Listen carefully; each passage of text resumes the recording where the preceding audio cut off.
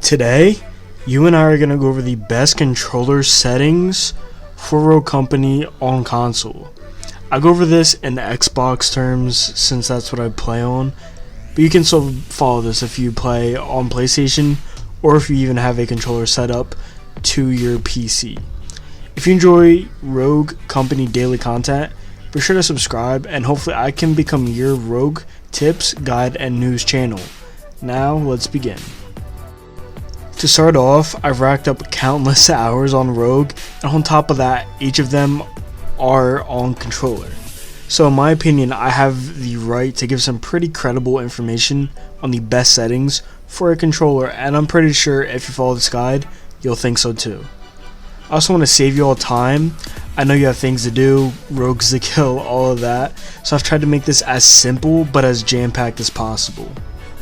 One last point before we start, we are not doing a full rehaul of your settings, basically because there's no need. Everything is made for the general public and it's the base settings for a reason, they work fine. Majority of them will be remaining the same. There's just a few things that you can change to improve your gameplay and just winning overall. Alright guys, let's get into it.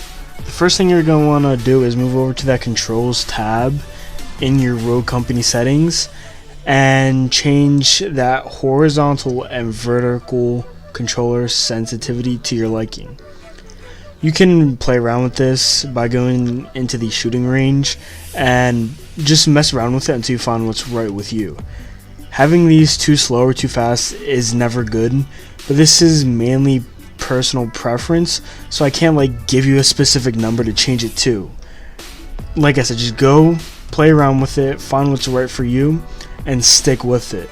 The only thing I can give you on this point is bring your horizontal sensitivity up by one notch. This can help with things like aiming and hip firing, in my personal opinion. If you don't think it will with you, leave it, but if you want to go try that out, go for it. It works for me and I think it will for you guys as well. Now, the rest is really up to you in the controls tab.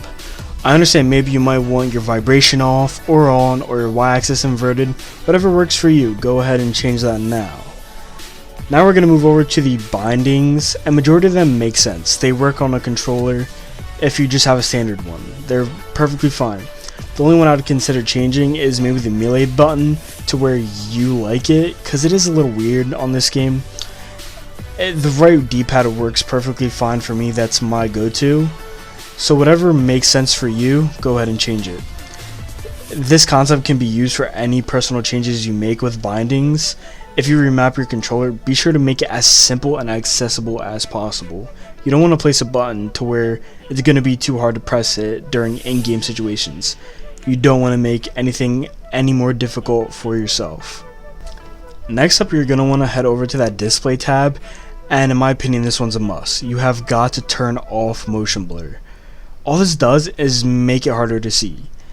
Now, I can understand if you're maybe a content creator or a streamer, it'll look cool on screen, but in my opinion, it does sacrifice vision. So if you're just playing this on your own, you're not streaming it, you're not making a video, turn that off. It's doing nothing but bad for you. Alright guys, we're going to be moving on to the final point in this video. Next up, you're going to want to move over to that audio tab and either turn off your music volume or below 45. I keep mine at 40, it's perfectly fine there. It drowns out footsteps, and guys, you don't want that happening. This is something that you need to hear in game, so drowning that out with music that you don't need to hear, it doesn't need to happen. Turning this down will give you situational awareness in game, and if you're in a tight situation, that you win because you have the music down, you can hear the footsteps, you can do what you need to do to win. Once again, these tips are very minimal, but they do help in game so much, and if you implement these into your settings, you're gonna find that out for yourself. You're gonna see that these things work. I hope this video helped you out, and if it did, drop a like and let me know in the comments what settings you may have that work for you, or maybe what settings you changed from watching my videos. Thank you for watching my video out of all the other ones, and hopefully I'll be seeing you in the next one. See ya.